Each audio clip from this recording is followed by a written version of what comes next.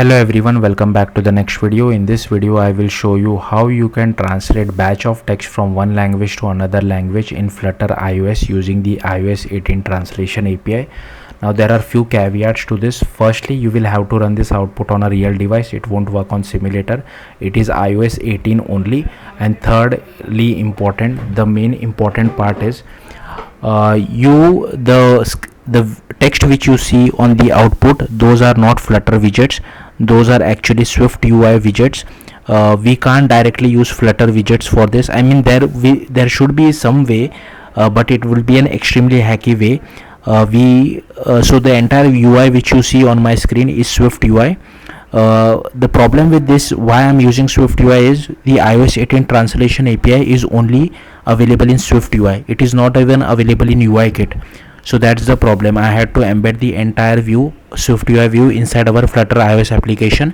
But let's see how the output is. So basically the text which you see is in German, and if I click on translate, it will translate to English. Now I will come back to other languages as well, because the user needs to download some machine learning model to translate it from one language to another language.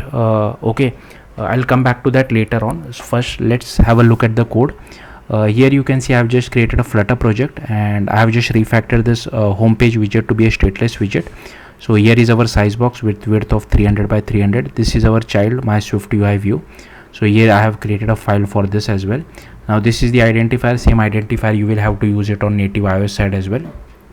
And here is our stateful widget. We really don't need this init state, and this also I think we can frame it little better. If it is iOS, then only display this UIKit view. Okay, and for all other platforms we can display a placeholder. I think we can use this iOS 18 translation API on macOS as well. But yeah, let's just concentrate on iOS for now. Then you will have to open the XE workspace of iOS inside Xcode. I have already done that. First you will have to go to your project, and inside here minimum deployment you will have to change it to 18, iOS 18 over here. Then firstly go to app delegate, and here you will have to copy paste all this code which I have written. This is boilerplate code whenever we want to embed any iOS view inside of a Flutter project. Important thing to notice, this identifier should be the same what you have defined it on the Flutter side, so be careful with that. Next you will have to create this Swift file called my Swift UI native view factory. Again, this is boilerplate code which we have to write every time we want to embed a native iOS view inside of a Flutter project. So just copy paste it. Again, I have just copy pasted it. Next you will have to create this Swift file called my Swift UI view native view. Now here we will embed our Swift UI view inside UIKit, because we directly can't display Swift UI inside Flutter projects.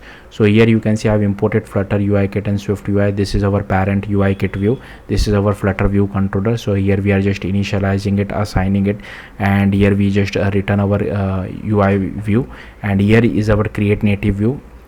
So again, this is boilerplate code whenever you want to embed a Swift UI view inside UIKit. So just copy paste it, and here is our actual Swift UI view. So before that I will just I have created another file called view model. So this has the business logic. So here you can see these are the food items which are in German. This is our reset button. So in case if I click on reset, they are again converted back to German language. Okay, and here is the code for translating a batch of text from one languages to another. So again, I have just copy pasted all this code from the documentation. You can do the same thing. Now here is another Swift file which I have created. This is the Swift UI view, so you can name it better. So here we have imported translation as well. This is the configuration. Here we are initializing our view model as well, and here you can see inside the UI we have taken a v stack, and we are just looping over all the food items. We are displaying our text element, and here is our h tag, here is our button, and here we call this trigger translation. And here on button reset, we just reset our view, call the reset method of our view model, and here you can see we have this translation task. Because of this we have to embed Swift UI view inside of a Flutter project. We can't directly use Flutter widgets.